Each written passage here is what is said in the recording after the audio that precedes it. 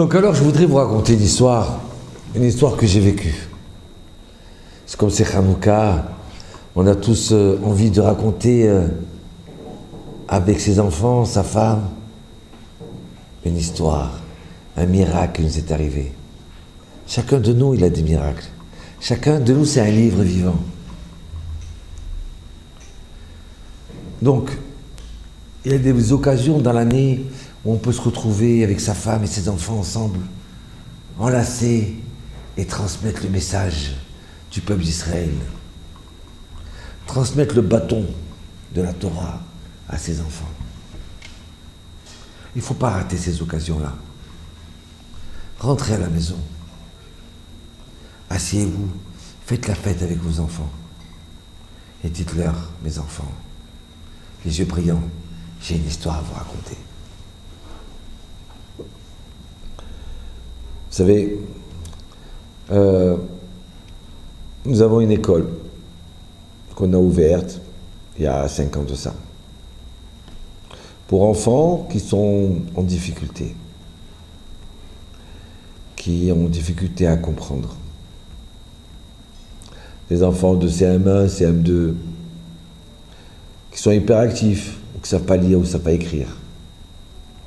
Des enfants de parents divorcés ou des orphelins. Et voilà qu'il y a 3 ans de ça, j'ai un père qui me supplie pour prendre son enfant et je lui dis, mais on n'a plus les forces. Nous avons mis une équipe pour un certain nombre d'enfants. Je ne peux pas m'occuper de tous les enfants à la fois. Et le père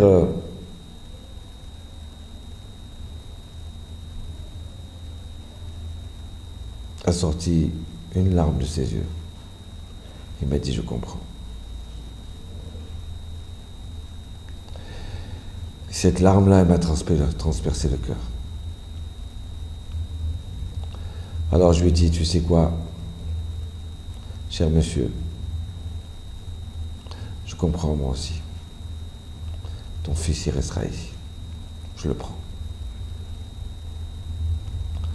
Mais c'est vrai que j'avais pas les moyens ni financiers, ni du personnel pour s'occuper de lui, comme je veux s'occuper de lui. Je veux l'aimer, je veux lui donner de l'amour, je veux lui donner l'attention, je veux lui donner courage de réussir. Et ce petit Shmuel, je le fais rentrer dans la classe, une classe de 5 élèves. C'est le 6e. Alors son prof me dit, mais je peux pas. J'écoute, je sais que tu peux pas, mais on n'a pas le choix, on doit y arriver. Et au bout de 2 jours, le professeur il me dit, mais il est trop turbulent, je peux pas le tenir, il me fout le désordre dans la classe. Tiens bon, on va réussir à le gagner. Au bout d'1 mois, il est renvoyé un jour de l'école. Il a été désinvolte, mal poli avec le prof. Au bout de 2 mois, je réunis les parents, c'est pas possible. Et on continue à se battre pour lui, mais il n'y a pas de résultat. C'est pire. Au bout d'1 an, je désespère, je parle avec les parents, essayer de voir une autre école. Il me dit, mais Ravatali, quelle autre école? Où on va aller? Venons, on essaye encore. Il va changer, il va changer. Alors je dis, bon d'accord. Au bout de 2 ans, c'était la catastrophe totale dans la classe. On décide de le renvoyer.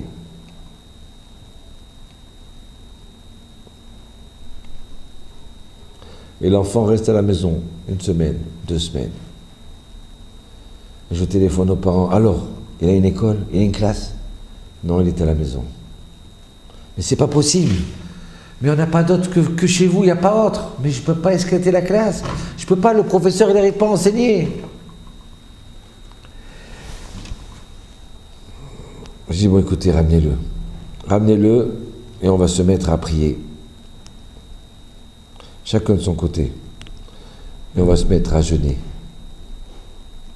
C'est pas possible, il faut qu'Hachem il change son cœur. il change sa tête, j'ai beau lui parler, il ne comprend pas le gosse. Et voilà que, il y a quelques jours de ça, je passe devant la classe, et le petit Choumouel sort en courant. Rav, oui, qu'est-ce qu'il y a? C'est mon anniversaire aujourd'hui. Oui, d'accord. Il me prend la main et me fait rentrer dans la classe. Et je vois que chacun a reçu un croissant et un verre de coca. Et le petit Chou est tout content. Il me dit, Rav, c'est pour vous le verre de coca. Alors je prends, je le remercie, je souhaite Mazal Tov. Qu'Hachem les ouvre. Il lui ouvre toutes les bénédictions pour qu'il puisse comprendre et être sage, la paix en lui-même.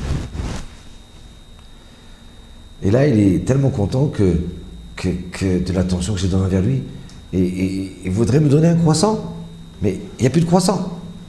Alors il ne sait plus quoi faire.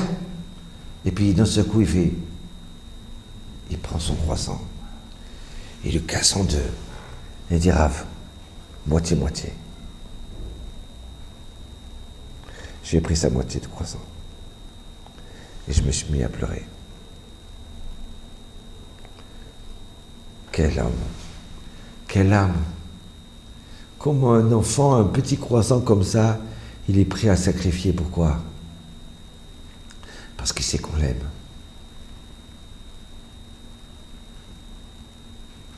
Et là, je savais que j'allais gagner. Je savais que maintenant, Shmuel, sa bougie à l'intérieur, elle va commencer à briller. Et va éclaircir la classe et toute sa famille. Maintenant, on l'a. Voilà le miracle de Hanouka. Comme ces bougies-là. Nos enfants, c'est des bougies qu'il faut juste allumer. Allumer pour qu'elles éclaircissent dans le monde. C'est facile de s'énerver avec eux, c'est facile de leur acheter des jouets.